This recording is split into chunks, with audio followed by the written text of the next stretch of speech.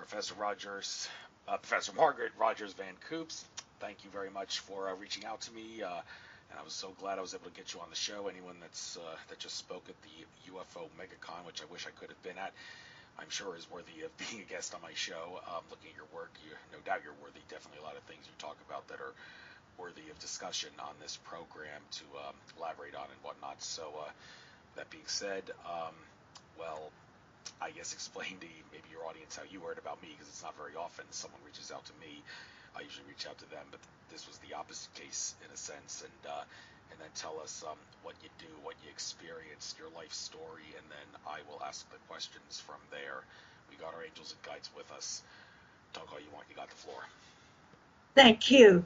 Actually, you know, when I entered this world, I was an infant. The first eye-opener for me, though I had no idea it was happening, was a V1 bomb dropped across the road from the hospital, wiping out apartment flats and all sorts of things.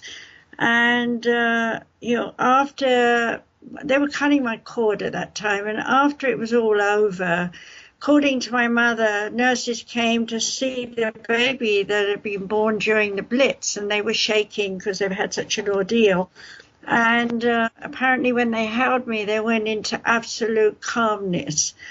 And then when I was 3, a V2 bomb dropped across the street from my apartment where I was with my mother.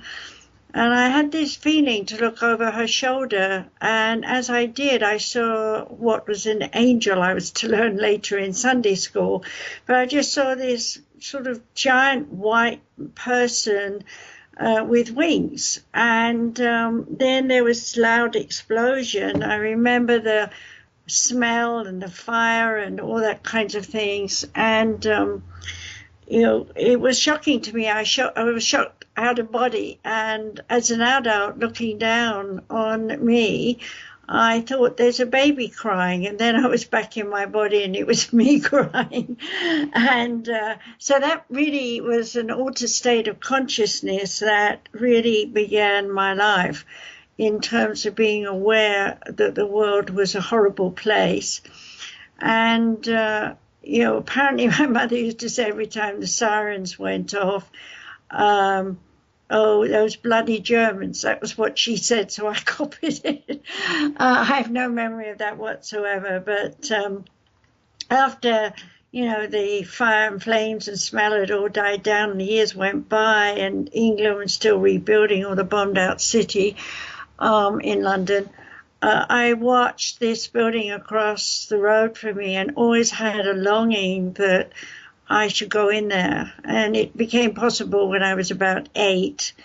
And a short version of that, because it's in my latest book, My Journey into an Unknown World, where I kind of feel I've come out of the closet because I've had to keep all my education focused on various themes throughout my life.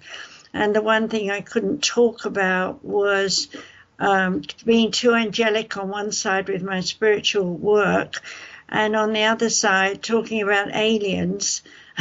So I have a lot of stories, and I put some of those in that book. So I felt like I was coming out of the closet, and was waiting for the tirade. And all I got was, I can't put this book down. So I'm very grateful to my readers of that book. It was hard to write, and I'm glad people are enjoying it. So the follow-up on that was that when I was 8, I was able to quickly slide through a gap that had been made by a man who'd been inspecting the area. And as I went in, I was in the roar of the flames and the sound again. And there standing was the angel I'd seen before when I was 3, who was Haniel, I now know. And with him was a mother, father, and a child. And not a word was said, but I knew that they died, that I could live that night. And so my work became very important to me. When my father came back from the war being a major, regimental reunions were the normal thing in England. Mother being a cripple, I was taken instead and would sit on their laps and get very hot and watch their auras go from yucky colors to pearlesque ones, jump down, run off to play, maybe I'll sell some raffle tickets, and then someone else would pick me up. So by the time, again, I was around 8 years old, I was going through a tremendous revelation about myself and my career. They decided to have me stand on a dais with the brigadier generals and so on and present me with a rosette for the Suffolk Regiment, my father's regiment. And as a result, that was supposed to be one of the most amazing things for a young child to become a member of a male regiment, because we didn't have women in those days. And I never forgot it. It was the seed I needed to tell me that I'm here to heal the world. Of course, as a young child, I had no idea what that was. So in my own mind and my own way, I thought I have to get a school to teach people, which I did, and did that very successfully in England, and then came over to the States and struggled to be known, and didn't do so well. I mean, I did California and New York, the major cities, and people knew who I was and what I was doing, but Japan called, and so I ended up in Japan for 26 years with a break of 4 between. And I taught over 20,000 students, people from beginners to very advanced students, many different things. And through all that evolving, in a nutshell, I've got to a point where I felt to stay in my home country, America now, and teach all those things that I've been teaching around the world. I've been to Peru and taught Egypt, Canada, England, of course, France, Europe, India. Oh, I know, it goes on. I've crossed all the oceans so many times that I basically just feel I'm ready to share what I know here with the Americans. And while all that was going on, parallel to that was my alien experiences with the Greys and with the Arcturians. And so being born into a time when Christianity was very much religion and everyone was segregated in so many different ways through philosophy, theology, mentality, and so on, I had to keep the alien side very quiet. I did try telling Mother and people like that the things that happened to me, and the fact that I actually had a hybrid child, the fact that I actually went many, many times onto spaceships teaching these, I hate this word hybrid, by the way, teaching my daughter and many others how to integrate the intellect with the emotional human aspects. And many of those children that I prepared are now adults, and they're on another planet. And they're birthing children. Some of them, the women have wombs but no ovaries, and vice versa. So it's still genetically not 100%, but they are in existence on another planet. So I came out of the closet and talked about this in my book, My Journey into the Oneness. I think I've said enough for now. Do you want to ask me a question? Oh, yes. Excuse me for the dry throat there, but well, where do we start? Several things you discussed there that could certainly use some elaboration, but I might as well use what I got here in front of me. Might as well give you the chance now to plug your show, Journey into an Unknown World, which you also said is the title of your book. What exactly are your favorite subjects of choice there? Well, also tell us the time and whatnot, and any things that you do, something you see here about a hypnosis meditation. Do you do that on your program to offer? So what's your show about? Please plug it. Okay, thank you. Well, actually, there's a little story behind the story of my having the show. Brad Searle, who owned webtalkradio.net, came to me and asked me if I would host a show. And I said to her, I'm not a host, because if I had people on my show and they're producing something that they want to pitch, I probably already know about it. So I wouldn't be a good person to ask questions and play the fool. I'm a teacher. So he kept pushing me. So in the end, I said, well, you know what? I'll do half-hour teaching shows. And so he impressed upon me that that would be ideal. And then I found out he had MS. Unfortunately, you know what happens with allopathic. He'd already had several surgeries. It was difficult to get him to not follow that pathway. The old idea that doctors have the magic pill. But through the process of my show, he listened to every single one of them and constantly made me promise to never stop doing them. And when finally his time came to pass on, he did say to me, one of the last conversations is, do keep going. And there were times, I can tell you, when I didn't have money to pay for the show, and he would let me still do it. And he said that it helped him tremendously. So having given you background, if anyone wants to go there, they are podcasts and they are on iTunes. I started off with obesity because, as we know, many people are today far too heavy in their weight. And that has a great strain on the heart, the pancreas, and the liver. And so I decided that was one of the better ways to start off with the show. And I was talking about the weight issues.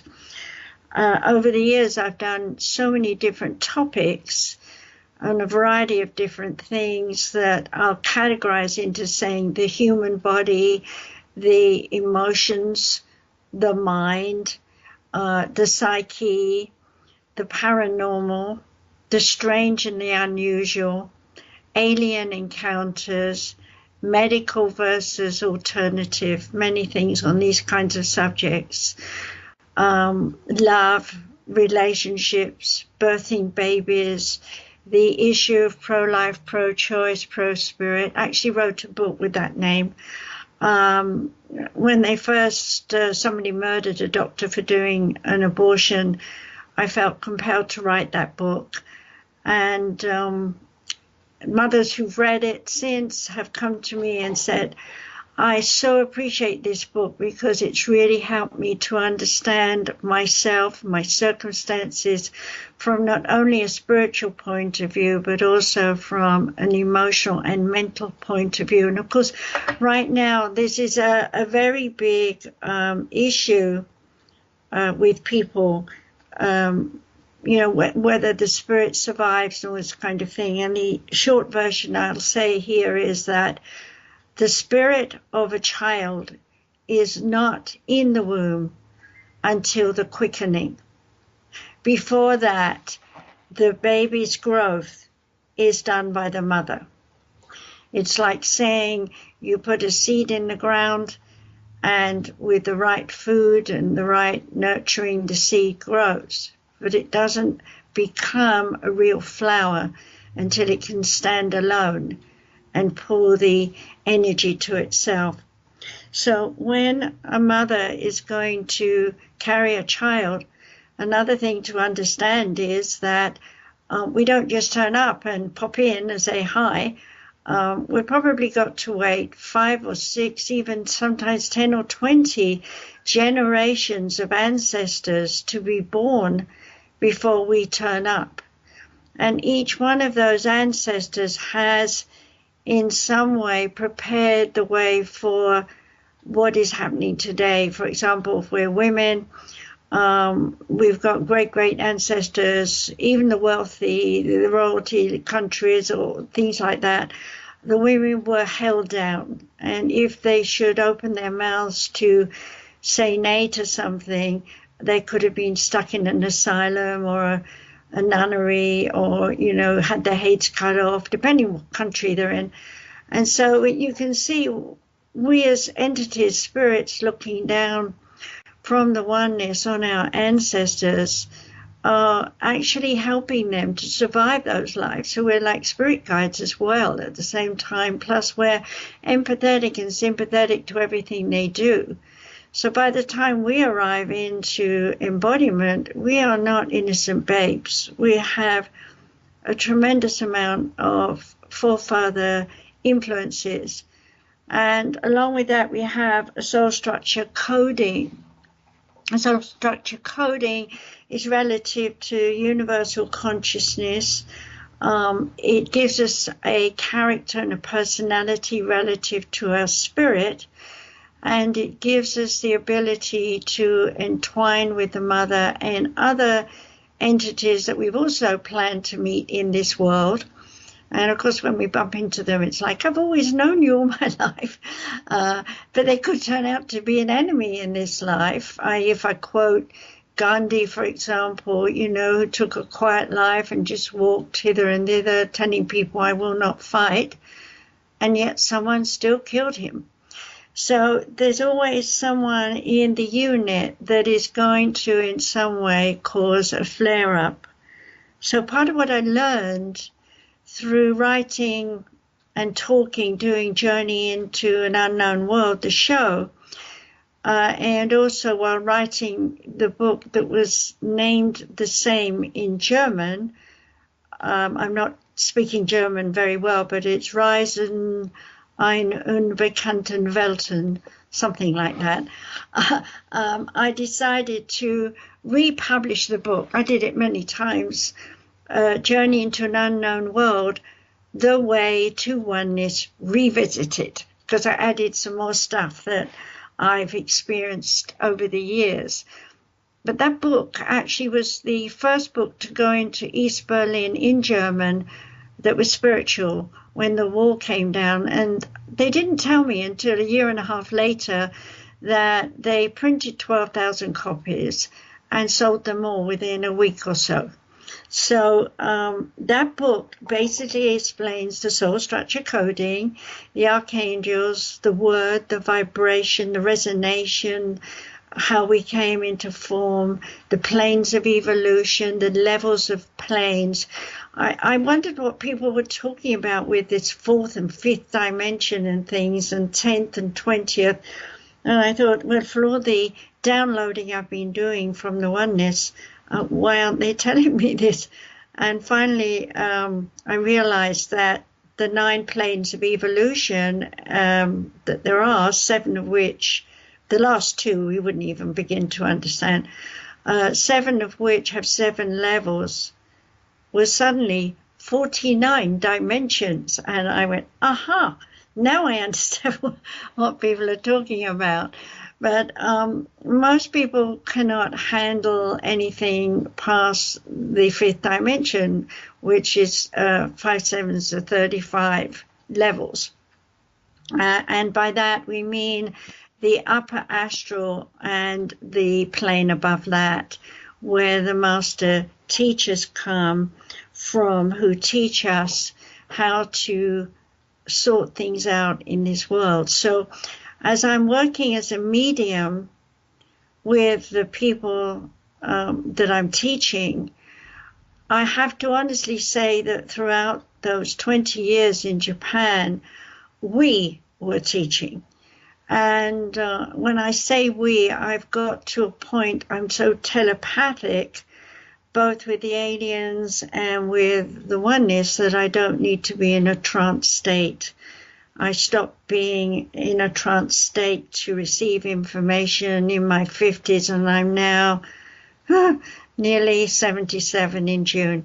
So I've been speaking publicly. People see me and my personality and character, but you're actually hearing the words of us, a combination of them and me. And I never seem to dry up. I can talk for ages. So that's why I've learned to stop and say, do you have a question? And this might be a good moment to say that to you, Andrew. Do you? Well, not just a question, but also it's very interesting you mentioned that thing about Gandhi being murdered. This is something that I've actually been thinking about recently because the whole thing revolving John of God and also Winston Shrout, like why are these people being targets of the control system now apparently when they could have just gone after them such a long time ago? Well, I think I may have gotten that answer when I talked about this with some of my friends at the Being One Center in Warminster for a John of God meditation. We now changed the name to Healing Meditation because the whole John of God thing with him being charged with sexual assault and all has caused his name to be tarnished. But you mentioned Gandhi being murdered. There's a video that Cliff High made called The Powers That Be Are Afraid of David Icke, where he explains that if the powers that be murdered David Icke, it would actually cause such a huge disturbance in the force, which would cause massive bad karma for them, which would enable all the people that support David Icke, and for that matter the rest of the true movement, to rise up and beat the powers that be a lot faster than they would if they left him alive. That just so happens to, according to Cliff High anyway, explain why India was able to gain its independence so quickly after Gandhi was murdered, because it caused bad karma for the British Empire who murdered him. Well, I'm thinking, could it be that the reason Winston Shrout, who, by the way, is currently, it's become official, he is a fugitive, they sentenced him to jail for 10 years, they dismissed his appeal to go to another court, and now he's officially a fugitive after not returning to prison. But I'm thinking maybe they actually won't go after him because going after him will cause bad karma for them. And John of God, well, they finally decided to go after him. Like, people are saying it can't be a conspiracy to silence him because he's a threat to the medical system. They would have gone after him a long time ago. Well, they wanted to, but they couldn't because they created bad karma. But now maybe they're scurrying like rats in a basement just to stay in power. They have no choice but to do things that will cause bad karma for them just to perpetuate the inevitable and stay in power. So I think maybe that explains why they've now decided to go after John of God. And they may not actually go afterwards and try to arrest him, but they just wanted to at least give him the sentence and all, name a fugitive, just to send a chilling message to the rest of the sovereign citizen community. That's my theory, and since you mentioned Gandhi being murdered, I couldn't help but bring this up, but do you agree or disagree with my theory as to what's going on with Shrout, John of God, and, well, the whole idea in general, murdering good people to cause bad karma for the bad guys? Actually, I'm going to blow that out of the water. And you may like me or not like me, but I did say earlier on that we watch many generations before we turn up. Some of us are what you might call really, really old, ancient spirits. I happen to be one of those. And in the overview, I'm going to try and explain this from the top, coming down to here, rather than from here going to the top. If we think of the oneness as like an amoeba, it can move and shift in and on itself. And if it wants to, it can separate itself in two and separate itself again, and there's four and so on. And oneness is very much like that. And in the evolution of the oneness, it needs friction. If we don't have friction, in other words, if we don't have controversy on any level of the oneness, if we don't have a higher and lower God, shall we say, if we don't have an archangel who's also a Beelzebub, kind of thing, if we don't have within ourselves the loving part and the I hate you part, then we don't have any friction.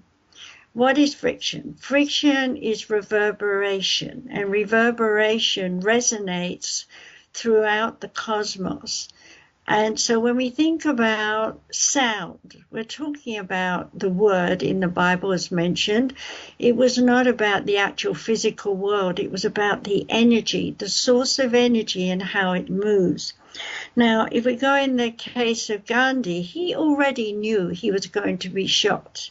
Because, yes, he was an ascended master in embodiment, and it does take a tremendous amount of courage, strength, and endurance in many ways to stick to your mindset, your emotions, and not let anyone pull you off your journey, as it were.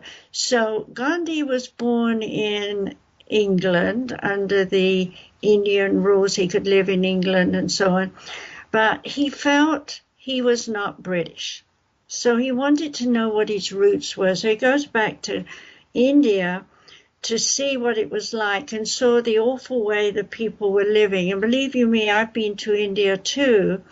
And I've seen, I mean, a man will think nothing of dropping his pants, and I'm using the word shitting right in front of you. The women a little bit more discreet will find a bush if they can. I had a time when I had the diarrhea, and an incredible woman ripped off her sari and held it for me to cover me, which I also wrote in my book I mentioned earlier, so that I could, you know, be in my insecurities and let nature take its course. And while that was going on, she was exposed, and the men were all saying in their Hindi or whatever language, you know, yeah, a good pair of thighs and stuff like that, I should imagine. And when I was done, she just, you know, gave me paper and served me well.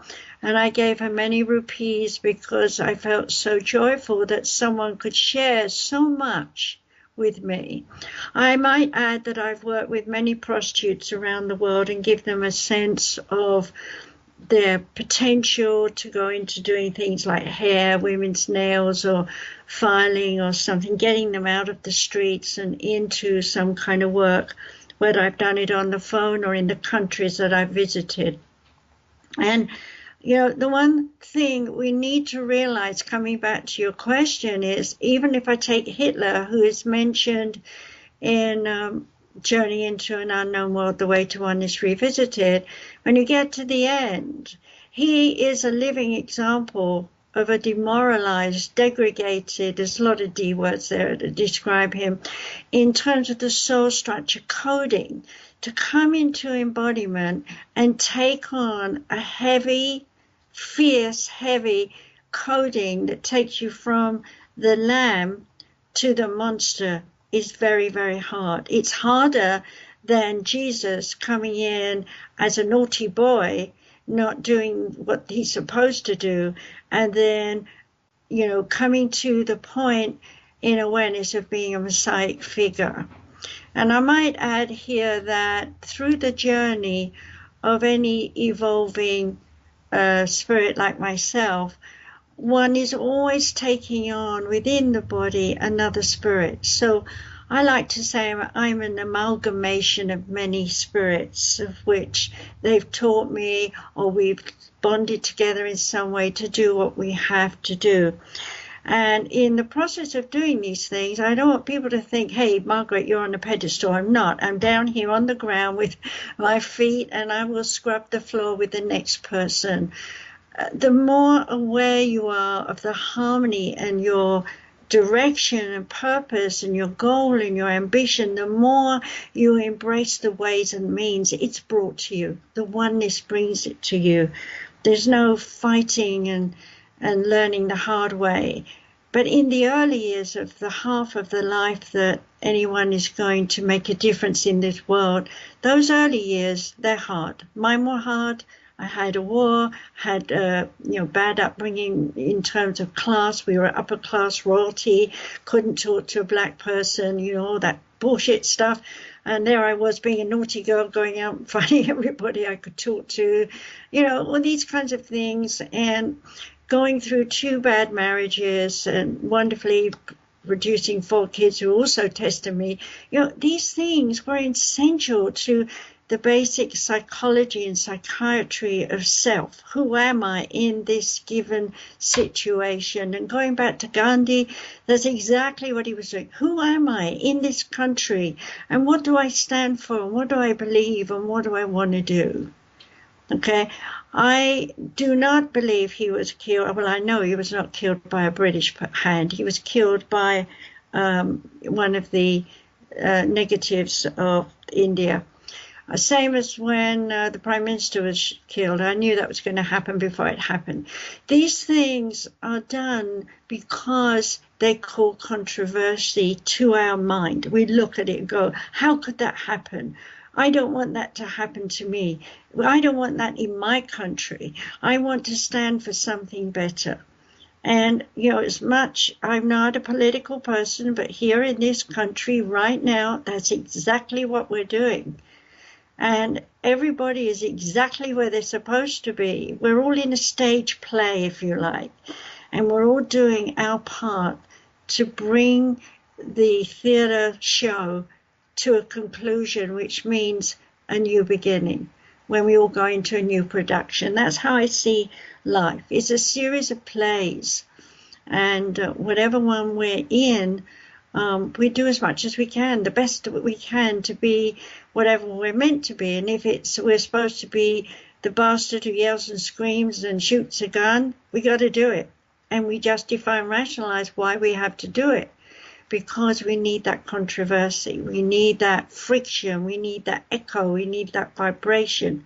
And while all that's going on, the higher ascended echelon are giving us new energy, new awareness, awakening us to new mental understandings. Have I said enough about that one?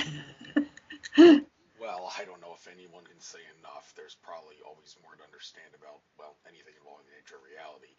Um, just as a side note, you actually got asked to come and do a radio program. Boy, you're kind of making me envious now, because I've been a straight radio host in distress ever since Capricorn Radio went defunct, which I joined only so I wouldn't have to pay the $400 a year fee to go on Blog Talk. Well, ever since then, that went defunct, I've been just a straight radio host in distress who has to do Skype to Skype pre-records and uploads them to YouTube. I could go on Facebook, but I don't know, these pre-records are good, but I still want to be able to do it live. And it's interesting how, what is it about I'm doing wrong that's caused nobody want to come out to me? Whatever it is, must Yeah, be you're something not from a law of doing attraction any. standpoint. I'm sorry, I'm talking over the top of you, but you're not doing anything wrong. You're doing it the way you want to do it until you change your mind and decide to want to do it another way. Then you start to become inspired, and then you become motivated, and then comes the passion, and then comes the drive, and then, hey, here's someone who's going to help me do it. And it happens. That's a good way to do it. A lot of people beat themselves up, and I remember when I was in my 20s, 30s, being a medium, they were saying, oh, you have to be 60 with white curly hair to be a medium. What are you doing, 22 years old, being a trance medium? We've never heard of that before. And the elders tried to put me down. But I just quietly carried on doing what I could do until by the time I was in my 30s, I was acclaimed as the teacher of mediums, and it went on to do the Mind, Body, Spirit events in England, which actually got me over to the States. I was the first medium keynote speaker of England to do the Mind, Body, Spirit event at the Shrine in LA. And that led me to my changes, because I was ending my second divorce and not wanting to be married again, I assure you. Was invited to, after I'd done that event, to go to Long Beach to the health convention, where they just happened to have one empty booth. And during that time, somebody sat down and said, I've got this photo of my aura, is it real? And I looked at her aura and I said, yes, the colors are right.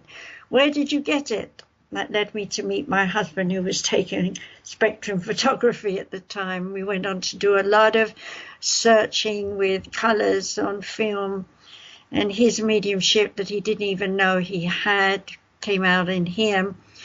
And we got a lot of physical phenomena in our photographs.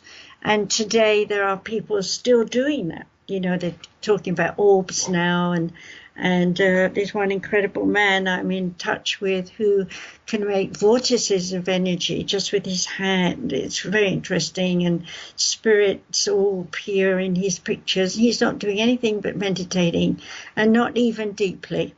See, the energy has changed, and we need someone like that. Has no purpose beyond showing us his photos on Facebook. But in his country where he lives, if anybody finds him, he's in trouble, because he's not supposed to do that kind of thing. See, there's always that controversy. Do you get me? Yes, I get you. I'm going to be on mute whenever you're talking, just so you know. Yes, I see where you're going with that, and, well, I know I'm in store for big things in the future. Horoscopes always seem to suggest that now, but There's no reason to think that's wrong. But anyhow, let's get back to you and what you do. And well, you were at. I might as well tell me what went down at the UFO MegaCon. Where was it, by the way? When is there to be another one? Because I kind of need to cut back on my conferences next few years to save some money. But if there a big conference ever happens, I'm definitely interested in contacting people to come on to be guests and also to talk about maybe not just what they do, but also what was discussed at the conference they were at. Was there anything, I got to ask you, big and significant that was discussed at UFO MegaCon that's like new headlines that nobody's ever heard before? Anything revealed that we should know about? Please talk about that now, and then you can give a nice little abridged version of the presentation that you gave on my show right now. Go ahead, you got the floor. Well, okay, thank you. I have to first of all say that I wasn't sitting in with every single speaker. And I have to say that there were some incredible speakers and some not so. Some of the stuff was, to me, hearsay. Some of it was factual in that they were talking about cover-ups from the national, well, not just here, but all over the world. Some of them were talking about cases where the different countries had covered up the fact that alien ships had crashed. There were others who were saying, well, they saw something come down through, but it died behind a hill, so they couldn't see if it crashed or not. So that kind of thing to me is a hearsay. But, you know, everybody is entitled to their point of view. There were people talking about their experiences. And some of them were just, you know, like driving down the road and then the car stops, get out, car starts up again and drives on, get home, find you lost an hour and a half. And that actually happened to me with my first husband. But to them, that was the all engrossed, like, I've got to just keep talking about that one event. So they gather several stories together and tell them, but the experiences aren't getting answers. They don't know what actually happened. And for me, because I'm also a fully qualified hypnotherapist and psychology, psychiatry, and all these other things I've done, I'm able to reverse the hypnosis. So I've been able to put myself back into hypnosis and recover a great deal till eventually I realized that what I was recovering was actually more information that was better than a lot of people seem to know. You know, when you have, as I mentioned in my book that I said earlier, My Journey into the Oneness, when you have yourself floating out of a 3-story window, lying on your back, drifting up towards a giant spaceship that's right above you, sorry, and you're, you know, 7 years old, and you know you're going up there, and you know you're being checked out, and then the next morning you wake up and you're not in bed, you're outside the building in the dewy morning, wondering, well, what happened? How did I get off the ship? How did I get back down here? And I wrote about that in the book again. But there were many, many times they have these people movers that are cone-shaped, and they can land them in your backyard. You wouldn't know they're there because they oscillate. In other words, they vibrate relative to their vibration. So when you approach it's a cone-shaped thing, it's no bit bigger than, I don't know, 2 meters wide, if that. Has enough room for 2 greys and a reptilian. And by the way, the reptilian are not violent. We're the violent ones. Their job is to stop us attacking the greys, because the greys do not have violence either. They're telepathic. So they always accompany, just in case, you know, a human plays up. And there are many humans who are very violent and will, you know, do their best they can to kill or prevent whatever's got them, you know, survival mode. It's the fight mode. I was more docile, so I was more in the flight mode and scared stiff. So it's like, well, just lay here paralyzed and see what's going to happen. What they do, the Greys do, is they find our fears, because they're telepathic, and they feed them back to us. And two of my things I had in my PowerPoint slide was one where I was in a room full of snakes, which were horrified. And then the second time was some spiders, both of which were founded on physical experiences in my life, where my dad was a good storyteller and he was telling me about Card, the snake, and his life story in India about how he was nearly bitten at 6 months old by a cobra, these kind of things. So I had that in my head, and I used to look under my bed every night to see if there was a snake there. So it was inevitable. That was a real chronic fear, and it was a good fear to test me with. And then the other fear was the nasty boys in our apartment block held me in the laurel bushes where the spiders laid their eggs, and it was a season for that, and they were hatching out. And they held me there while I screamed my head off. Probably it seemed like an hour, but probably it was only 5 minutes. And so that was another good experiment for the Greys to do, only this time I was screaming so much, they just quit, and I was suddenly not in a room full of spiders on wall, ceiling, floor, and all over me, but actually in an empty white room. And I realized at that point that I was on the ship, and having had other times, I was taken at just 5. I'm not sure exact date, but I know my sister was born. She was an infant. And that was a marker for me. And thereafter, I was taken frequently, tested my DNA. I knew that they'd also taken my mother and gone back through the ancestry. And so they were following our DNA development, and I knew these things. And so by the time I was a medium in my 20s, sort of 22nd, 30 period, I was getting a lot of information telepathically from them. And I was still getting fear modes and worries and anxiety trips. But when I got to America, and it was about 1988, I was starting to work in Japan, I decided I really wanted to know what these aliens were up to. And I remember going to my healing room and laying down meditating. Then the next thing I know, I'm standing in my living room, shaking from head to foot, trembling, releasing all the fear that I'd had from those encounters, while my brain said, well, I don't know. Just standing here with a trembling body, and I'm as joyful as can be. And that was the beginning of my being able to recall many of the events that I've gone through with the aliens. And I'm still recovering them.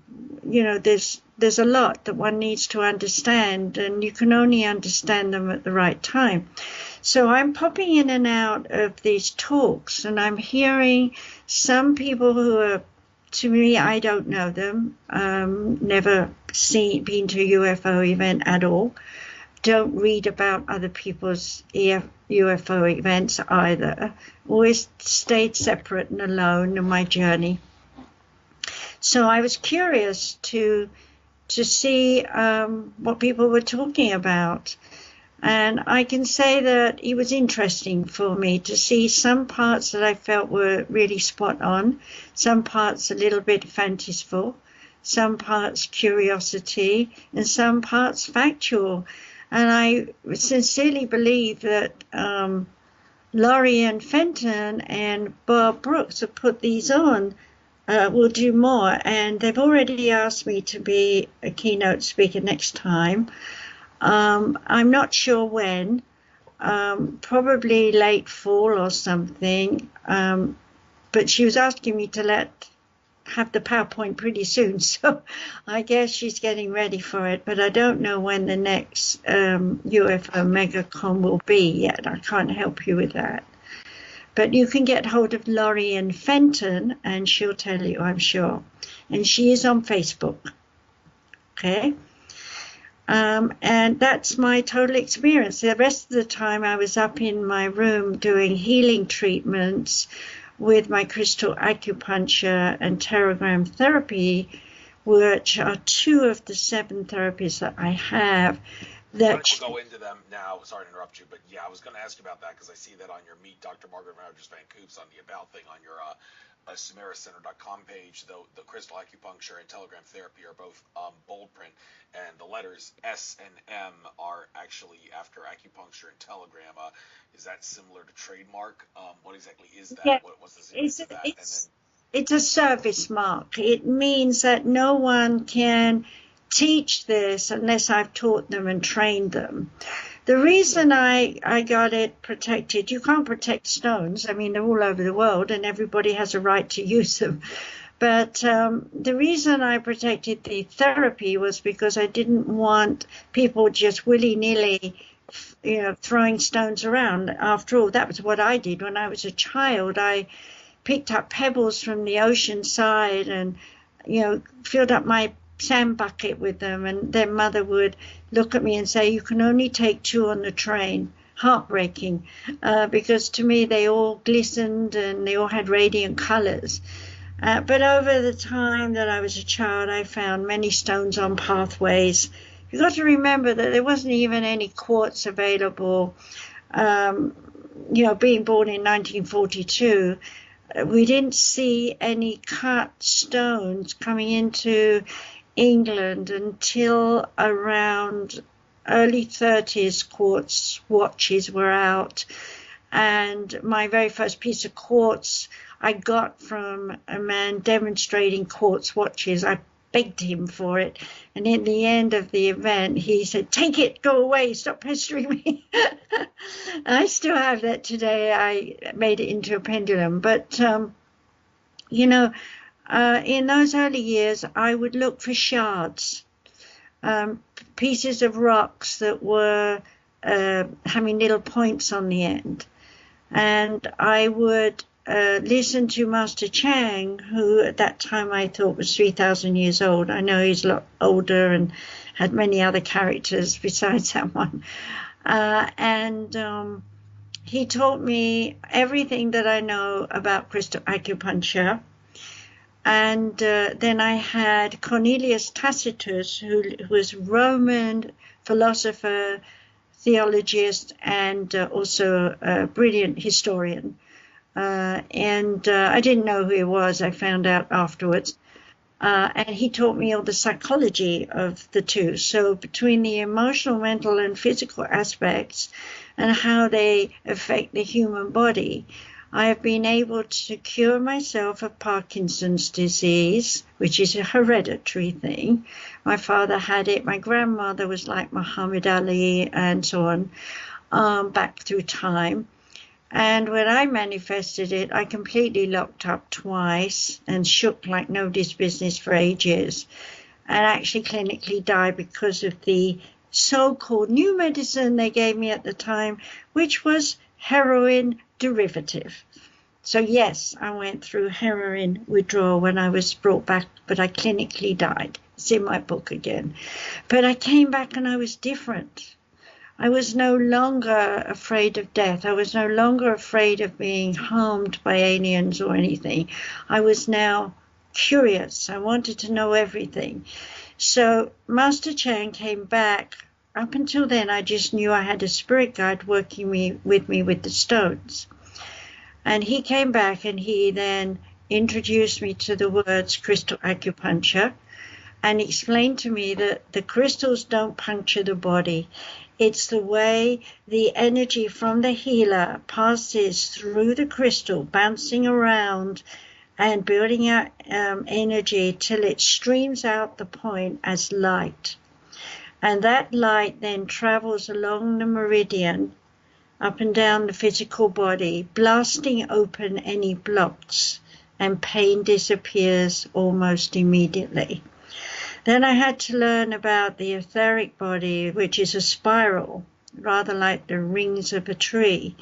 And so when we're unblocking the physical, we're unblocking, we're disrupting the record, the rings of history of that person's life emotionally, so that they can release the negativity and open up more of the positive. And then I learned about the spirit body and how that tires and withers with all the negativity that we absorb and believe and justify keeping in our lives. So we had to clear that. And then we went on to the higher mind body, which is the wisdom of the oneness that you have encoded in you from past lives and in between lives and all this ancestry and so on and so forth. And when you travel in that body, you're going to go back eons of time. You can go back to when this earth was molten lava if you want to. You can go into your past lives as aliens on other planets. And yes, we have many hundreds of planets with life on it. And so, you know, the more you're able to tap into those four bodies, then the fifth body opens up the soul to receive absolutely anything you're interested in. But because we're here on this planet, it's very difficult to try and let go of this life when you're so you're absolutely saturated with this world. So it's very difficult. So this is where we get a lot of illusion and imagination about other planets, because we just don't know from our perspective here. They just can't get in a spaceship and take off and go see what's, you know, in another galaxy, whereas some of these aliens can. And a very long time ago I said to Spirit, what's going on? And they said, we're entwined with the Arcturians and the Greys. And so those are the only ones I really interact with. And so while I was working on people with the crystal acupuncture, the Teragram Therapy is to rebalance the chakras. And the chakras is a word that comes from India, meaning a mandala or a pattern. And every energy in the universe is in some kind of pattern. And the basic pattern that we have is a triangle. And the triangle, I have TrinityStone Healing as well. It's another book I have that I spent years studying, and that is all relative to sound, the vibration that our body makes in sound, like rumbling tummy, to your voice speaking, to the sounds that come into your brain that you subliminally hear but don't notice consciously that you're hearing them, that has in some way a negative or a positive result in the way you feel your atmosphere around you. So I had to look at all these different aspects of human nature. You know, I spent time with Socrates watching ants and looking at, you know, Queen Yin was saying to me, you know, that everything is speaking. And I was sitting in a Japanese garden and it was so noisy. And I could hear all the beetles and the birds and everything. I mean, I was absolutely in my altered state of consciousness. And she was saying to me, don't you know what they're saying? They're all saying things like this. I'm here. Come and see me. Don't come to see me. Don't eat me. Leave me alone. I'm busy making a nest. and I had to laugh because that's just how we are. We're constantly talking. And I admit I'm a big talker, that we don't have time to stop and listen to our own noise. At night, when it's quiet, I will sit outside here where I live in Havasu, and I can hear my aura, and boy, is it loud. In fact, I can hear it now. I'm thinking about it. And it's like static little impulses of clickings and it's not the normal sound, you know, that people hear. It's a definite different sound from dead noises, they call it. And when you hear your own aura, you start to realize just how much you are creating energy and how much you are sharing that with people around you when you're in an everyday scenario, because you're not listening to it, but it's going on. So we're all exchanging noises all the time. And if you take that image into the oneness, that noise is heard by every level, in every plane of evolution throughout the cosmos. I have big thoughts, you can see that. Yes, indeed, I can tell you do. And that thing you mentioned earlier, I want to switch gears here to talk about the nature of dimensions and whatnot, and also where certain entities come from when you were talking about dimensions. That thing you mentioned about layers within dimensions. Some people say there's no difference between dimension and density. Others have given different explanations regarding what they are. Some have said that there are densities within dimensions. And you said the thing about 49 different dimensions because there's 7 like densities within dimensions, if that's the proper way of phrasing it. And this kind of ties into what video I recently saw, like the latest thing from Archangel Michael, like yesterday, talking about a very similar thing about the densities within dimensions. So funny you're bringing things up that are like coming into my life. Maybe it's perfect synchronicity and all, but anyhow, this also makes me ask, this number 7, does it in any way tie into the thing about Earth being originally created as a 7-dimensional seed planet, where once you get up to the 7th dimension, there's no more service to self, it's strictly service to others. And also, I'm not going to ask too many questions here, but one more. I just want to ask about the specific number of dimensions. There seems to be a lot of different camps, but 2 prominent ones are the 12-dimensional camp and the 22-dimensional camp. And in my private session with George Kavaslis, I asked him, you're a 12-dimensional guy. Is there anything in your layout of the 12-dimensional universe that you could imagine someone could see as a 22-dimensional construct instead? And he said, yeah, there is actually one that I can think of someone seeing as 12 layers in one, and that may explain where the 22-dimensional universe comes from. But you've gone as far as saying 49.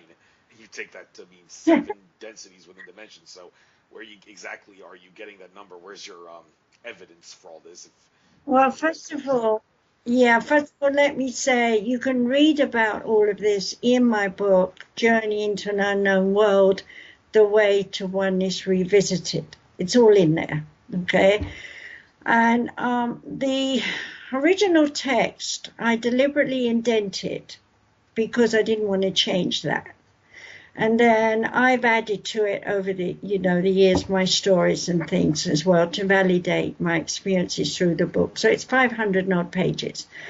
But the original book was, 200, something like that. So what I want to explain here is, first of all, that darkness is the birthing. If you think of the baby in the womb, there's no light. The baby is in darkness. It's not till the water bursts or someone cuts open mother's stomach that the child is yanked out, which is a tremendous shock, by the way, from suddenly darkness into light. And I gave birth to my last child that way. And I did spend a lot of time balancing his energy between to remove the shock of the wrenching of the child out of the womb and the balancing of the chakras. And I'm happy to say that all of my grandchildren, with the exception of 2 because I just couldn't get there in time, I've done that with all of my grandchildren, and they are so aware and so balanced as the new children are who are born in this time. But they're amazing kids, and I thought to myself, I wish I'd have done that with my earlier 3 boys, because at that time when I had the other 3 first, I didn't think to balance the chakras after the birth. I hadn't been told that was the best thing to do. So come back to the womb as the example. If you think of the universe as darkness, in terms of the darkness, it's like saying, we're coming back to the amoeba again, that consciousness comes out of energy, cellular, small pieces, gas, liquid and solids coming out of the original darkness into some kind of form where it begins to rub against one another and therefore knows it exists. And in the friction in knowing it exists to create light, and out of that light to move over away. So if you kind of think of some jello and you could shine some lights on it, rather like your eyes actually when you get older and they dry out and you get these little black blobs in the sunlight or white light things at night, because the way your iris is dealing with light, you go to the opposite with your brain, the dark. So if you're seeing light, your brain is looking at dark, and vice versa. And so in the same way, when in the first plane of evolution, there are 7 levels, we're coming from existence of gas as we know and understand it, into liquid, into form. And that form has no identity, no consciousness beyond I exist and I am. And in the negative of the I am is the self. I want something more. I want to be something more. And it gets to, I want to have an emotion, i.e. loneliness, so I want to find something that I can join with. And when one joins with another, there is, again, this is scientific sort of one cell based kind of things. You want to think of it as primary elements, if you like, of 2 elements coming together, creating more light, but bonding in the creation, forming something. Now let's go into an analogy of a volcano here on this planet. All that lava is that molten mixture of gases coming into form, with rocks and stuff coming out and oozing out everywhere and forming mountains. Well, in a way, that's what we had to go through in the beginning of existence for this universe to actually manifest. And when it cools down, then you can start to engineer it, like start building on it and doing something with it. Well, it's the same with our spirit. Our spirit starts to draw into itself an awakening, a sense of existence. And in that process, it wants to know more and feel more and belong. And so as we go into form, and we've heard all the mystic stories like Tolkien stories or, fairy stories of, Red Riding Hood and they're going to gobble up her and eats grandma instead, and all these kinds of things. Yes, these stories come out of hearsay and they come out of political things that have happened in our past. But more importantly, children don't know that. They hear these stories, they watch these things on TV, and to them, that is reality. And then they get out there in the world and find, hey, it's a lot worse or it's a lot better, depending on what the circumstances are. So here I pay a lot of attention to the soul structure coding of the spirit of the entity of the person coming into embodiment. How far up the chain have they gone? They're obviously not in the first plane. We've all got past that. And in the second plane, we can have people who incarnate on this earth, but they're really rotten, nasty people who just don't have any care about anything but themselves. Okay? But they don't usually stay long. They do something destructive and disappear. And people say, how could someone be like that? Well, the bottom line is they needed to come into embodiment to feel something greater than they are so they can evolve in more lives. Or on the other side of the fence, we needed them to turn up to shake us up from sitting on our nice comfy throne, shall we say, and say, look, we got to know more. Where did that come from?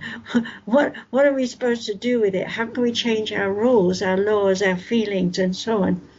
So the dark is constantly knocking on the light, and in the same way, we can have ascended light beings who will come down into the lower astral and rescue those that are miserable and lost and save them. But they can also appear on this planet. I had an example where I was crying, again, this in my book. My parents were arguing, I'd run away to cry in the local park. And all of a sudden, this woman sat down next to me, coached me for about an hour, and then told me I better run home. My parents will wonder where I am. I stood up, I walked 2 or 3 paces and turned around to say thank you, and she disappeared. And I knew then that I'd been talking to a high ascended spirit who'd taken on a human form. Yes, we can do that if we need to. You mentioned earlier Michael.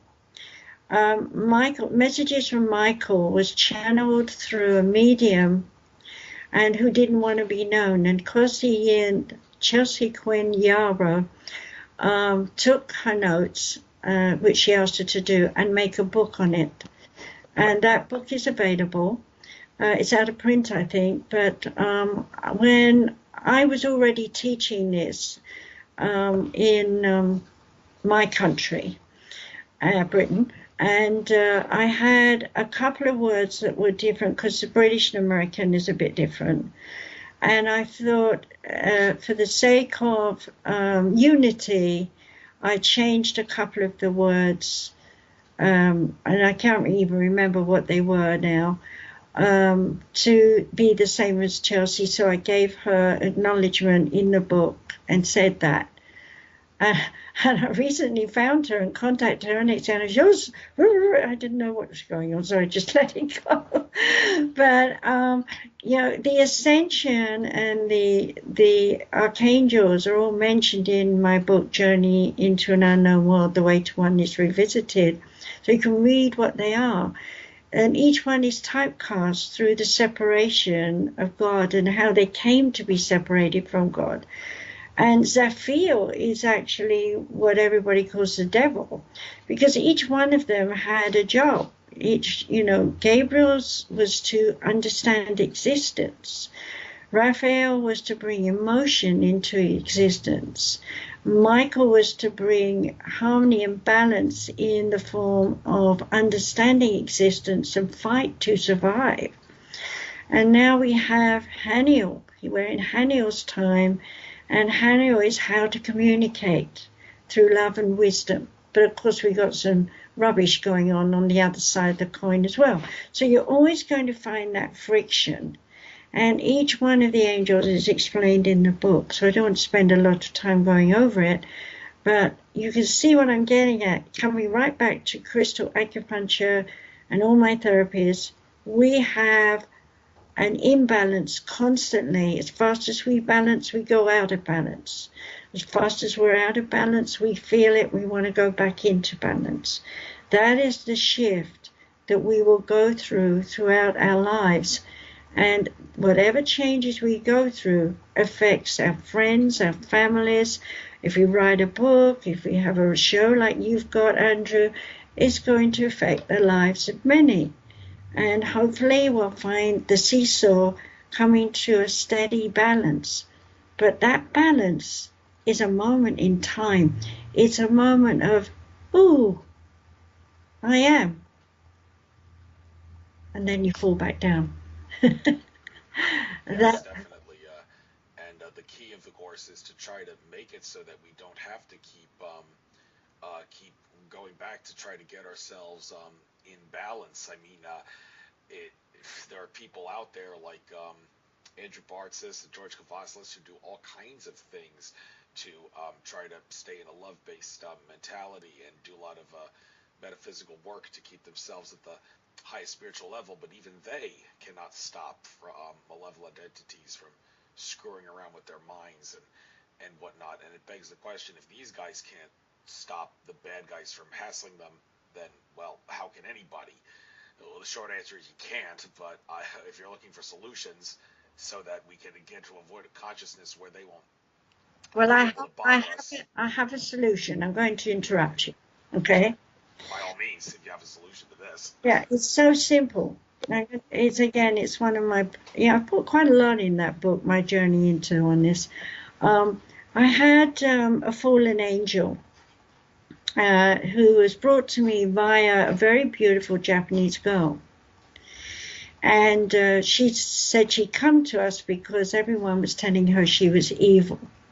Well, she wasn't evil. What they could feel was the angelic fallen angel who was evil. And what the church in Christian faith calls a succubus, because they suck your energy. Well, she left, and I was left with the succubus. It took me 3 days to get him to understand who he was, because he'd forgotten who he was. So we had to go back a long time ago, once upon a time, shall we say, when energy was not solidified, where angels were coming to the earth and trying to help creation evolve here on this planet. And in order to be something relative to the times of the people in Japan and other countries like that who believed in reptilians from the dinosaur period, it was necessary for an angel to appear like a dragon. And so appearing like a fiery dragon was a way of saying, I am Lord thy God, okay? And so they bowed to it and honored it and respected it. And still in many countries, they still respect the idea that we have familiars that speak on behalf of us to God. So coming back to my little story, I'm stuck with this one, and he's got his hordes of minions. It was like something out of Toltec, all deformed and miserable and egging him on to control me. And quite suddenly he put me mentally in an underground cave in some kind of water scenario, like a stage production really in my head. And he's telling me what he's going to do and how he's going to carry me off into the dark. And all I kept saying is, you are becoming. And he's saying more stuff, you are becoming. And I just kept saying, you are becoming. After a little while, he started to notice that his dragony kind of skin was cracking open. And underneath, you could see the pink. And he became afraid. And his minions knew that. And I still said, you are becoming. And he said, what are you doing to me? And I just said, you are becoming. Well, eventually he said, what do I do? What do I do? I'm feeling so weak. And I said to him, you are becoming who you are. And then he said, what do I do? And I said, well, you have a choice. You can return to the dark as you were, or you can take your hordes and millions of whatever they want to call themselves into the oneness and be absorbed into the light. And he knew immediately that if he took them into the dark, he wouldn't be the boss anymore because they'd seen his weakness. So he said, I'm going to take them with me. And he went into the oneness. And about 2 weeks later, I'm working with a girl, and suddenly in my head is a golden angel in the form of a dragon. And now today he still works with me, and he'll always give me that picture of the golden dragon so I know it's him. I never asked his name, hasn't been needed. We don't need names in the oneness, but the familiar energy. And when I see him, he's a gorgeous angel with blonde hair. He likes to wear a white long robe, and he helps me with people who are afraid. And so we ascend them. So the message here is, if you feel you have any dark souls around them, when you say you are becoming, they're in your energy.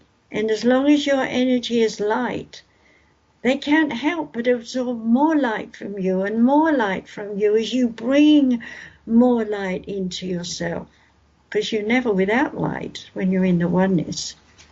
And so little by little, they're stripped of their darkness. They're into the gray area. That's when they start to feel doubt and wonder who they are and what's going on. And then you just keep saying you are becoming, and let them feel the love that you have for them. And then you've got them. You save them. It's easy. Yes, easier than a lot of people would like to believe it is. If it flows, go. If you're stuck, chuck. So give it. But I want to move on to something else about the dimensions here, because interesting that you said earlier that a lot of people are going to agree to disagree with. It's not the reptilians and the grays that are the problem. It's us. Well, hold on. It doesn't it depend on what dimension you're talking about? I mean, to quote George Kavaslis after I addressed with him that I think he said in his presentations about how the grays and the reptilians actually come from the second dimension of consciousness and not the lower fourth dimension as everybody else says. I asked him, well, how do you explain that? Well, you're the only one that says that. He said, well, there are grays and reptilians that come from the second, third, and fourth dimensions. The really nasty grays and reptilians who are doing diabolical things to humanity actually come from the second dimension, but they impose their will under the guise of lower fourth dimensional entities. When I interviewed Alfred Weber a short time later, I asked him, well, how is that possible for a second dimensional entity to impose its will under the guise of a lower fourth dimensional entity? Alfred Weber said, well, I think it would probably have something to do with the fact that what dimension you're in ties in directly with whether you are service to self or service to others, which makes sense considering that I said earlier that Andrew Bartz is saying Earth was a seven-dimensional seed planet originally. That means Earth was created for us to learn how to become service to others entities, because once you get up to the seventh dimension, it's no more service to self, it's strictly service to others, period. So well, I babbled long enough here. Does any of this stuff make sense to you regarding dimension and how good or bad you are? It's what dimension you are and how much you're service to self, service to others. Do you agree or disagree?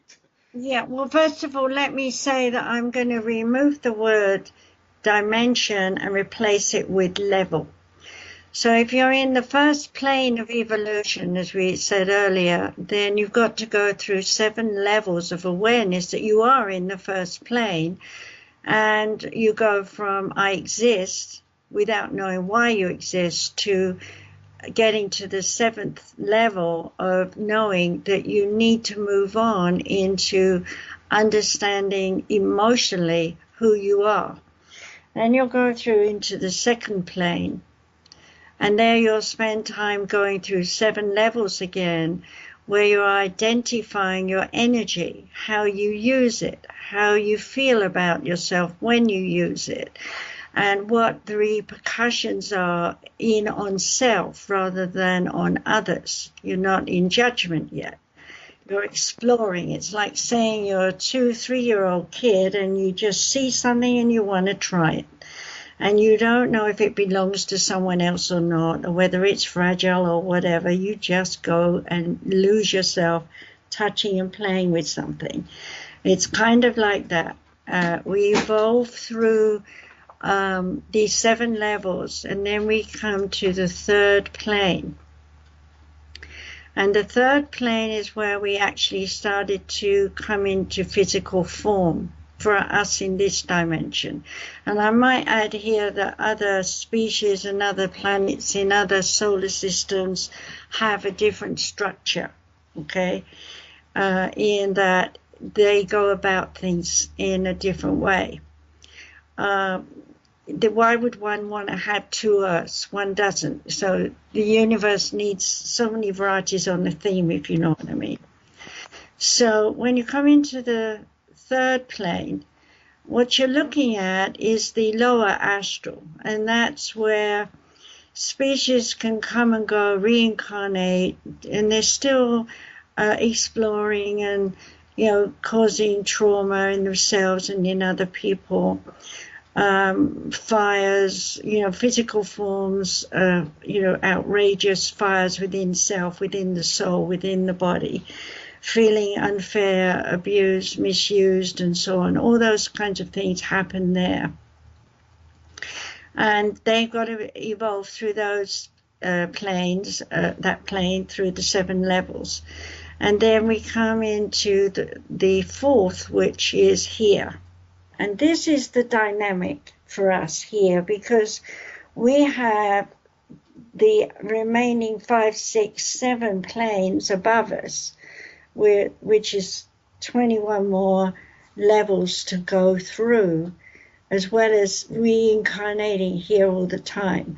So you can reincarnate here from the third, and you can reincarnate here from the fifth, many, many, many, many times. When you get to the top of the fifth level, the fifth plane, seventh level, then you're a master teacher, and you probably don't want to reincarnate anymore, okay? Or you do reincarnate, but with a group, and for a group reason, you're going to change the dynamics of the planet.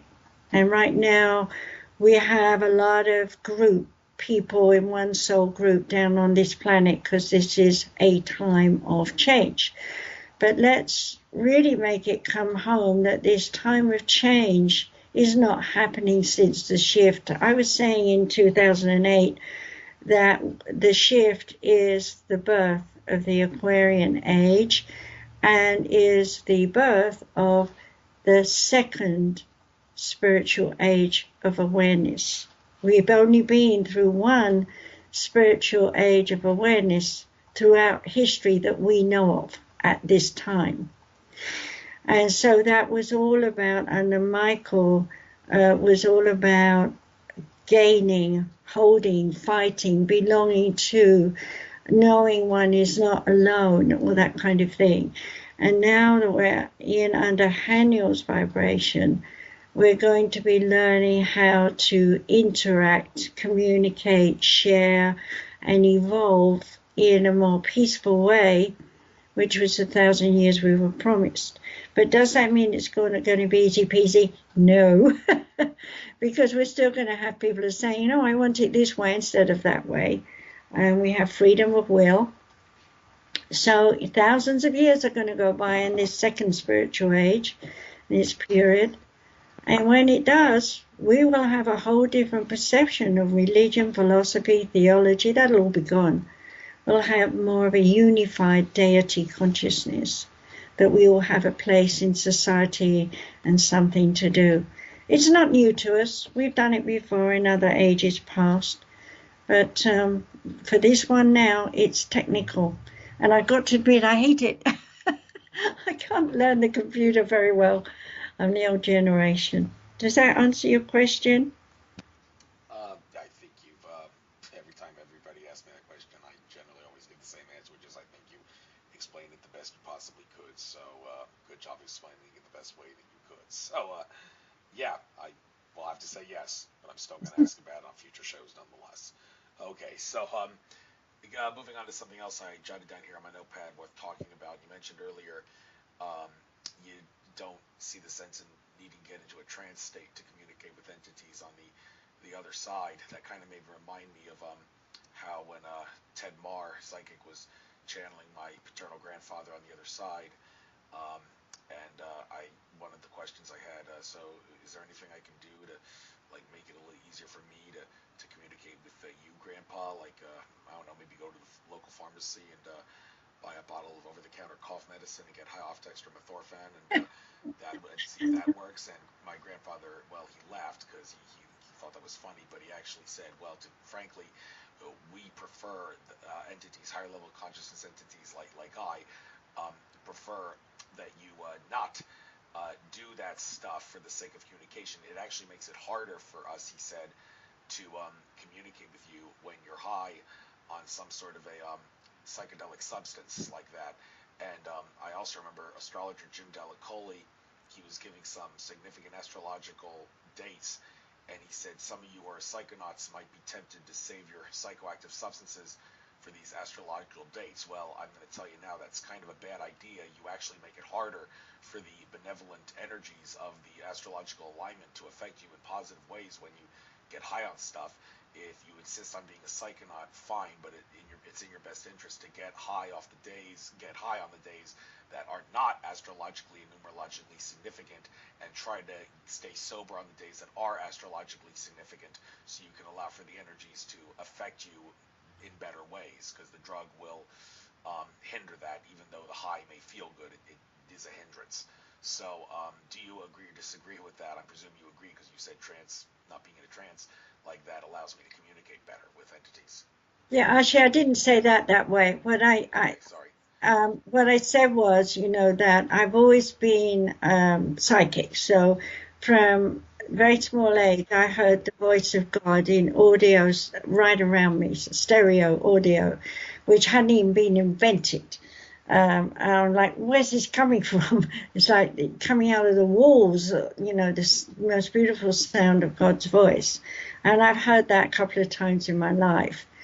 Long before, we didn't even have record players. Just had a wireless, right?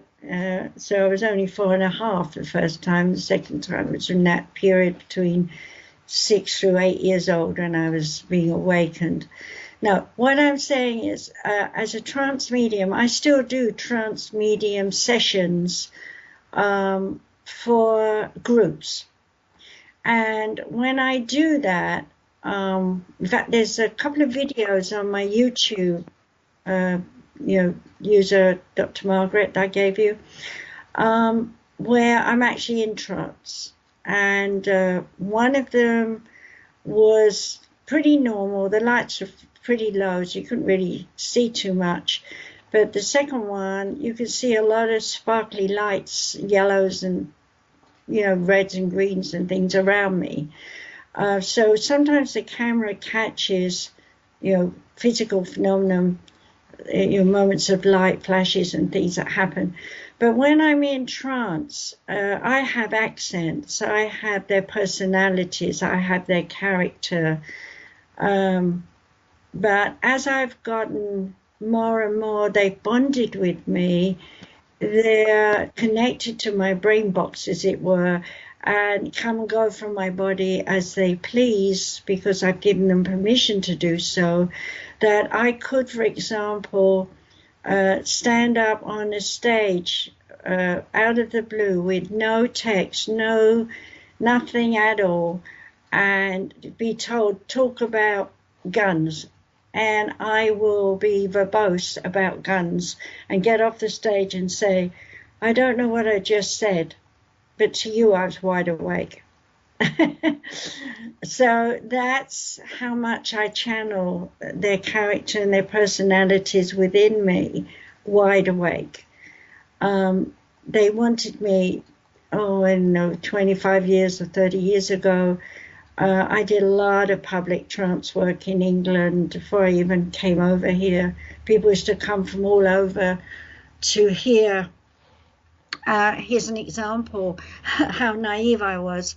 I did a channeling night, and this man came up to me afterwards and he said, I want to thank you so much for the information on cannabis. I said, what's that? He said, oh, marijuana. I said, what's that? Sorry. And then he said, grass. Now, I'd heard the kids talking about grass, and I knew then that it was stuff the kids were smoking. So I said, well, what was said? He said, it's amazing. They said that there were many different types of these plants, and that they were going to be used in the future to help people with the brain and mental and physical illness and disorder. He went on and on. So I actually went upstairs. I never used to listen to them, but that night I actually went upstairs and forwarded the cassette tape and found it and listened to it and thought, wow. And now here today, when they started to say that they found how it calmed the brain for, CBD and all this stuff and so on. And it's everything that I channeled. And that was in 1979, something like that, 1980. And so, I'm sorry, I'm coughing. Because in those days I was very anti anything that wasn't natural, except for sleeping pills, because I was an insomniac from birth because of the bombs going off. So I couldn't fall asleep. It was very difficult to fall asleep, and still is even now, because I can't get back to that first explosion that must have frightened the life out of me. And so I take a sleeping pill at night. But I understand how all these people are doing drugs and experimenting with it, but they're beginning to realize there is a cure if you use it the right way. Sorry. When I'm coughing, it means I'm picking up something that is important, that is still in me somewhere. So I'm open to hearing myself speak. That no matter what drug it is, even if it's something like Vicodin, it's going to affect your body because your body wasn't born with it. Sorry. How many people are listening to this are going to be going, oh, she's coughing because she's taking it? But no, I'm coughing because so many people are taking it. But on the other side of the fence, I have to realize that those who have a mental disorder and they're taking it, it calms them down so they can rethink and reevaluate their life. As long as they can do that and then move on to trusting in the oneness, to allow things to be brought to them, to learn to look at the world through new eyes, as it were, and listen with new ears as an adult rather than as a baby. So one of the things I wrote was discover your baby's spirit. And that comes back to the soul coding again. The overview, watching the mother, the coming into the mother, how the mother can bond with the child during pregnancy, how the birthing process should be with the particular type of child she's carrying. There are 5 types of children. And the aftercare through birthing and on through rearing. And it deals with the hero, star, indigo, crystal, and liquid children. And I thought I was an indigo, but when I finished the book, spirit guides told me, no, you're a liquid crystal child, you're a forerunner, which is why you can do anything and everything you put your mind to. And I thought about it. It's true. I've built a brick wall. I've done crazy paving yard, completely decorated my houses many times, knit, sew, sing, dance, act, whatever I wanted to do. And now I see, it's maybe 10 years since I published that book. Now I'm seeing all these children who are coming along who are super clever. They come on stage and sing, but I'm also seeing these other children who are so wired up with the energy of the oneness that there is a call for using CBD to calm them down so that they can let their spirit, their soul settle into this world. And what nobody knows yet is you have to deal with the RNA. You have to look at the way parents and teachers and religious instructors and so on put information into these children's minds. It's very important that they're taught if there's a baddie, there's also a goodie. So the two run side by side. It's the Siddhartha Buddha, the middle road. You can't be all light, you can't be all dark. You must have both. So harmonize them and find a way to work in this world where you can interact with the people who are either negative or positive. And believe you me, I've had to do both in my life. And I always make sure I stay in my center. I don't want to be too high and mighty, and I don't want to be too low and miserable. Does that make sense to you, Andrew? Yes. And just interesting side note, when you mentioned the explosions that you heard in the booms, there was actually an explosion that happened outside my place here in the Philly suburbs. I don't believe in coincidences. Everything happens for a reason, but just thought I'd point that out, considering that here in Pennsylvania there have been loud booms heard. And Cobb actually once stopped me on the street after something happened and asked me, "Do you have any idea what those may have been?" And funny it happens right after you mention it, but there have been people who assert that those are actually from higher dimensions, or what you actually just preferred earlier to refer to as levels instead of dimensions. But hey, might as well ask about this. Can you make any sense of what those booms that are heard around the world and prominent here in Pennsylvania for whatever the reason may be, what do they have to do coming from higher dimensions or levels? Yeah, okay, now you're getting me on sound. I took a lot of classes on sound around. We have normal sound that we can hear. We have subsonic sound in the earth, and then we have super, beyond our hearing, sounds around. I'm not trying to be too technical here because I think people just want to hear the regular thing. So when you think of all that lava, going back to the description of a volcano erupting, you don't think of it as making a lot of noise down there in the deep bowels of the earth, but it's actually rumbling and making a lot of things. And it's people who go down in caves deep, they actually will tell you they hear it. They hear these sounds.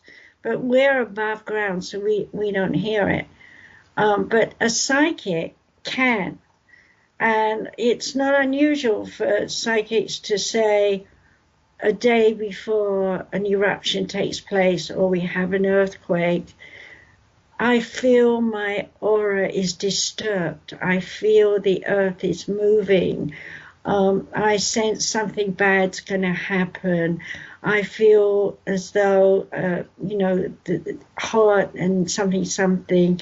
And sure enough, then the next day something happens and they'll say, oh, yeah, that's what it was, Well, we do the same in our bodies when we're sick as well. We're having an eruption.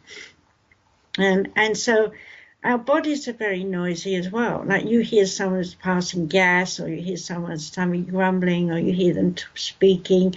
Some people's voices just jive you. You're just like, I can't listen to that high-pitched whine or that low grumble anymore. It disturbs me, We are very, very sensitive to sound vibrations. And, of course, we don't realize that when we're listening to the sound, we're actually responding to the vibration of the sound through psychometry into the body, which really disturbs every single cell in the human body. So when we have something on the surface, like an ambulance going past, and I've seen it happen even with my own children, and those bells are going and whatever the noise is, and you see the baby jump. And the newborn babies I've been pushing up the road for me, and I saw two of my children absolutely jump, and I thought I must remember when I get home to take that shock away, because in the future that's going to be a foundation stone in the brain. And here I have to say that every sound has a musical note. So if you hear something going ding, ding, ding, ding, ding, ding, ding, ding, I'm singing da, da, da, da, da, da, da, da, and the brain hears it as a tone. And that tone has a resonation. Now, if we get, say, a comet come into our atmosphere high up, we see it's a shooting star. But actually, if you're using your psyche, you can actually feel it affect you, because what it's done is it's disturbed space, and in space is not space, it's full of energy, and that energy is like the ripple of a stone in a pond, so that you are down here on the ground feeling the edge of the ripple, and it may be very soft to you, and that's sufficiently vision far away to not be afraid of it, that you might experience that as a pleasant sensation. But on nights when you have a shower of meteorites coming in, and I've stood there and watched that a few times, you can definitely feel your static in your hair, and your body is tingling and so on. So now if we talk about an atomic bomb, for example, Nagasaki or Hiroshima or the ones they did in New Mexico, of course that was going to shake us. It was going to shake us up because it's vibrating on the earth. It's vibrating through the earth down into the core of the earth. And the earth is a single unit. So even though it has water on it and even in other things that are going to, revolt against the sound, we don't really realize that sound caused it. We say wind caused it. But, it's air that is being heated versus air that's cold, and that air has got molecules in it, and the molecules are friction, and friction gives us lighting. So in the same way, you can hear a plane fly so fast they break the sound barrier, and you look up and go, where is it? Because it's long gone. Well, it's the same way with the spaceships too. So we can hear a boom, but they're not nowhere in sight because they've gone so quickly away. So yes, I've heard a few of those in my time. And by the way, I just want to point out, they're not just always booms. There's also trumpet sounds, seems to be another prominent one. Any idea what that may be? Yeah, and that trumpet sound is not really a trumpet sound. It's more like oh. To me, it was more like during World War II, after it was over, they used those, I don't know what they call them, trumpet kind of megaphone things that made a roaring noise. Roar, kind of thing. I can't make it exactly, obviously. And for the all clear, it was, but the one that was like they're coming in was more like roar. And to me, I've heard that trumpety sound, but it sounds to me more like the noise from the war. Maybe I just made that association. I did not think of it as so much as a trumpet, more like a loudspeaker thing with that noise on it. But it is strange, and it is the engines as they fire up. So they tell me. Okay, fair enough. Another thing, speaking of telling people, interesting thing I heard in a recent interview that Alfred Weber did with someone that I actually put on my list of potential guests to contact. This drawing a blank on the lady's name, but she channeled a fifth dimensional consciousness entity named Melody. And Melody actually said something that really, really makes you get angry at the human race. She said that, and this entity Melody would know this because he would, if it's gender oriented, said that, well, it's a fifth dimensional consciousness entity, so it has the ability to access this information, that the human race is so cognitively dissonant that the government coming out and saying aliens do exist, the UFOnauts and the ancient astronaut theorists were right all along, will not cause disclosure to happen because humans are so cognitively dissonant they might as well be called stupid. That's what the entity said, and it really pisses you off about humanity, doesn't it? Well, that raises the question, okay, well, what if the aliens come out and say, okay, well, now you have no choice but to stop being cognitively dissonant and get in touch with reality because we do exist? Well, when will that happen? According to Brad Johnson, who channels Andronis, not till 2050, if we're lucky, based on all the way the probability of awakening goes and all the odds of everything happening up until that time. 2050 is the time when the aliens will be able to come forward and say, yeah, here we do exist. You have no choice but to acknowledge it. Stop being cognitively dissonant and get the truth. But simply hearing her say that the government and or media, mainstream media, coming out and saying aliens exist would not work as far as getting disclosure because humans are cognitively dissonant to that extent, really makes you do a double face palm, doesn't it? So, do you would you agree or disagree with that? And based on what your ETs have told you, ET contacts have told you, do you have anything to say about maybe when they might be able to come out and wake the human race out of its slumber? Well, first of all, you have to realize, for example, the Greys in our years, it's not their years, it's our years, live for about 500 years. They don't count their years the same as us because they come from a different dynamic and a different constellation. Yes, they can travel faster than the speed of light. I even explain in my PowerPoint how they ride on light with sound, reverberation, and magnets. I know how their ships run. But more importantly, it is to understand that we have been genetically engineered so many times. And, the bottom line is it's not about experimentation to see how supreme a being they can make. It's their job is to make new species and populate new planets. And they've been doing this for eons of time.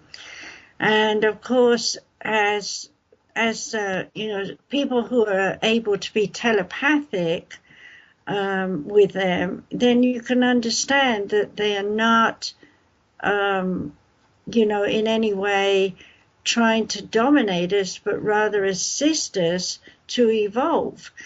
And as you said, some people are just hard to please, hard to understand, and got their head like an ostrich stuck in the mud. But it's the old 100th monkey scenario. There are so many of us that have been taken, and we remember bits and pieces. There are more and more of us who are able to talk to them and see them. The Arcturians appear as humanoid and can be with us and sit with us for, like the one did with me, for over an hour, and take our form. It's all about molecular transition. We call it shape-shifting here, but for them it's normal. They've evolved that far that, I can be whatever I want because they're really spirit, and spirit can be anything it wants to be. In my book, I wrote about one of the planets. When I come out of body, I would arrive on this barren land with an orange sunset and the odd burnt tree in the distance. And as I sit there waiting, this wisp of smoke would come towards me just like a cigarette, and then it would shudder and turn into a man.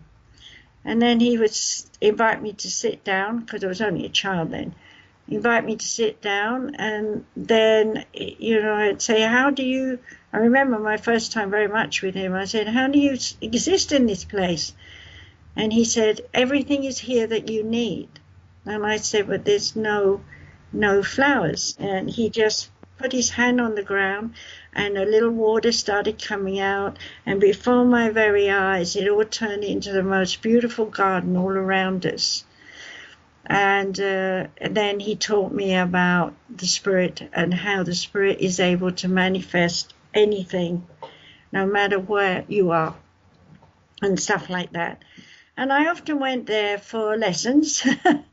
And I don't know what the name of that planet is or where it is. It was not in the spirit world. And he did tell me that he is one of the last forms in existence on a world.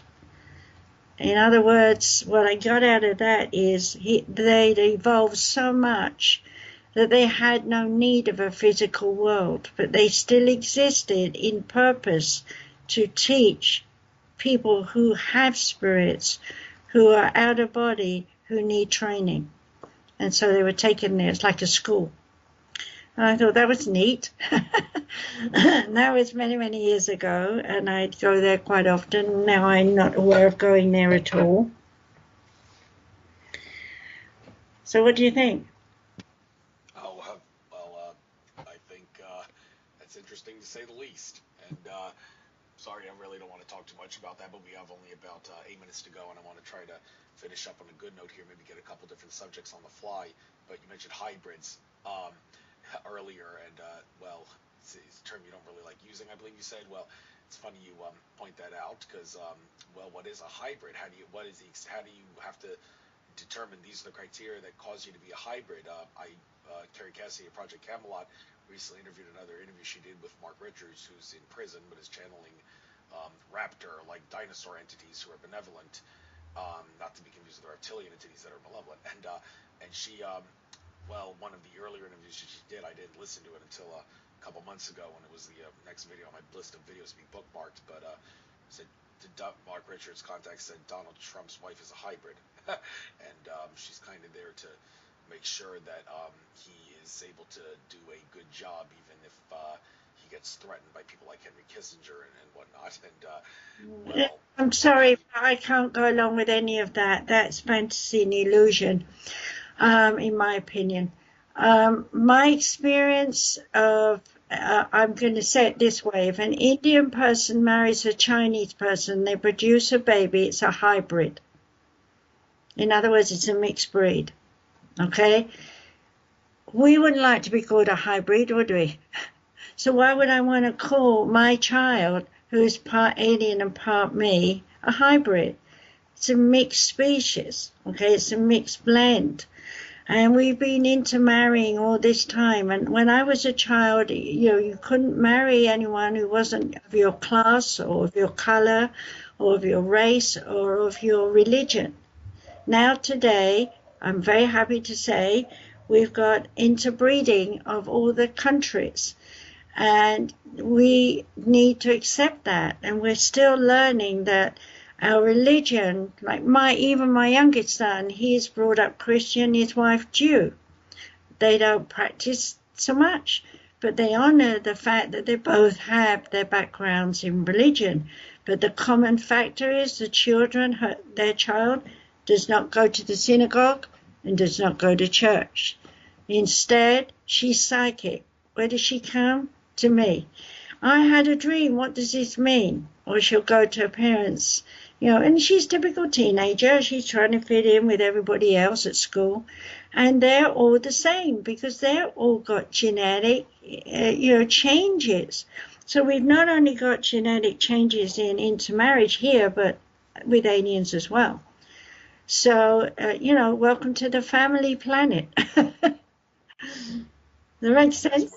Yeah, well, we are genetic royalty. We are indeed. That's why they're so interested in us. So says Alex Collier and people he's been in communication with for years.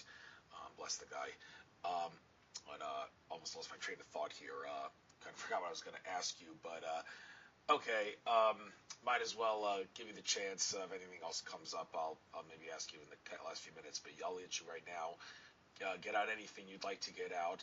Please plug your services. You have permission to make a sales pitch out of this now. The Sumaris Education Center and Clinic. What do you do there? How do you help people? By all means, get that out. Maybe you'll get some customers if they hear this. And anything else you want to plug about yourself, your sites, how people can reach you, and anything else you want to get out, go ahead. Maybe if I'll think of something, I'll ask you before we close. Well, first of all, I do healing on people emotionally, mentally, physically, and spiritually. I use whatever I need to use to help that person get better. I take on people with cancer, MS, and serious illnesses, been known to get them completely gone, cured better, or at least have a very good quality of life until their time of passing. I have packages in sumariscenter.com, so you can go there and see that. Quantum time with me over periods of time to just a couple of hours with me online. And if they're coming here to my home, or my center, I have a place they can physically be with me. And I've got all my books. You'll see that on the website, and all my videos and my radio show. So I think that's enough to talk about me. I'm really a professor, and I got that because I've been teaching publicly for 50 years. I didn't particularly want it in the beginning. I turned it down when I was offered it. But I realize now that I need it because I am looking for people who are like me. I want to establish a university, a proper complex university, where people come to learn every type of metaphysical skill, training, including psychology, psychiatry, nursing, doctors, and every kind of alternative therapy that there is in existence to be registered and tested and validated as actively helping the human race. I would like to die leaving that, knowing that that has been pulled together. I'm just the one who's putting the thought out there. As I said, I'm 77. My dad lived to be 100 and was fit to the day he died. So I hope I got that gene. But, you know, yes, to get a university like that, we need a lot of money. And we need some ground. I've got the ground in New Mexico. I've got a lot of ground down there, but I haven't got any money to build it. Yeah, and I'll just close, since you mentioned money, this is one thing that's, maybe I should make a big sting as I do, but it kind of disturbs me in a sense. There are both good entities, I should say aliens, and non-aliens, people down to Earth and aliens above the Earth, who are trying to work together to work this RV, global currency reset, out. And it kind of disturbs me that these benevolent entities who are trying to help manifest this and make it possible for us to not suffer from money so much by actually getting money that's worth something intrinsically, that these entities have the ability to shut the powers that be down in a heartbeat, to make to like stop them from doing a false flag. But they seem to be following some law of the universe that says they can't shut the bankers down in a heartbeat, to prevent them from postponing the RV currency reset. I bitched about this on a lot of shows recently, and maybe I shouldn't as much as I do, but as someone who communicates with higher level consciousness entities, I hate to use the word aliens, it sounds discriminatory, but do you know the extent to which, how do higher level consciousness entities determine, okay, the human race has suffered enough, we need to step in and stop the bad guys. We could have done this anytime we wanted, we have the power to, but because of laws of free will and whatnot, and because the human race needs a little unfortunate things to happen to them for the sake of awakening, we had to lay off, but now they've caused enough trouble for humanity, we can step in. So why haven't they done that with the currency reset yet, to make the money issue that you talk about possible? Answer that. Because the oneness doesn't work like that. The oneness works by emotions, stimuli. So, for example, I wanted to reacquaint myself with George Norrie at the event we were at, and I suddenly had the urge to go visit the restroom, and lo and behold, as I come out, there is he rushing to go in. I said, "Hi, do you remember me?" And he said, "Yes." And then later on, upstairs at the event, same thing. He's coming out, I'm going in, and hey! And when we had a game at the end of the day, there was a ticket. Anyone who got a ticket could ask the questions on who's lying first, sort of game. And I never get a ticket. And I got the second ticket. And I went up there and he introduced me to all the people and said, "This is me." And Margaret and I worked together back in 84 and 85. And it was like gel, you know. When the oneness wants you to get back with people or to meet new people, you must just listen to your instinct, your spontaneity, what your body tells you, i.e. in my case, we both want to go potty. You know? And so, you know, you meet the people you're meant to meet, and it has nothing to do with money. This money thing is all our doing. It's humanoid. You know, and you're going to find a lot of people are going to blame and shame it on aliens and spirit guides or earthbounds, but it's not. It's us. We have a warped idea of values of things, and until we appreciate the littlest thing to the greatest thing, we're going to mess up. And we've been doing that for billions of years. It's not just now. We've been how fitting that you say that, and sorry to interrupt, but a couple of things you said here are so fitting with synchronicity. How about that? There was a higher self this YouTube channel did upload a video recently where aliens, higher level entities of higher level consciousness, actually were asked the question, why haven't the RV rolled out, the global currency reset? And the entities actually said, you humans need to be more in harmony, of all things. So that you couldn't have said it any better. It's our doing. We're not in harmony enough for that thing to happen yet. You want the global currency reset to happen so we can eventually transition to no money at all. You got to be more in harmony. The aliens, higher level conscious entities said that. I'm thinking aliens so much because I'm going to be an alien con on summer solstice. But anyhow, that's another UFO mega conference, if you will. But yeah, we got to do our part. So I'm sorry to interrupt you. Finish this off. I'll give you a couple more minutes, and that'll be the 2-hour limit, and then we'll call it a night. Well, actually, you know, I'm fine. I just said what I said there. And my advice to anyone listening is to question yourself before you do something. Does this feel right? Do I have enough to work with, like tools or things? And am I ready? Because if you're not ready, you're going to get in your own way. Very, very well said there. So, well, pleasure having you on. Thank you again for reaching out. Everything happens for a reason, and glad you reached out. This was a very, very, very informative show. I will hopefully upload it to you by YouTube by midnight tomorrow, and I'll post a link to it on your Facebook timeline when I do. So, Yeah, thank you. And I can share it. Do you share it on LinkedIn as well? No, that is one site where I don't post my shows. I rarely use that site. And I share it there? By all means. You can even upload it to your YouTube channel. Let's kill two birds with one stone. Even though you don't have as many people subscribe to your channel as I do, it's still better to kill two birds with one stone. Well, I'm guilty of not promoting myself. Yeah, by all means, I'll let you do that. So I do that with anybody else who has a YouTube channel. I tell them, go ahead, upload our interview to that channel. So you do the same. Thank you. And I need to go get something to eat and also go shopping. Take care now. Thank you. Good, see you at future conference. Take care. Bye. Thank you for having me. Bye-bye.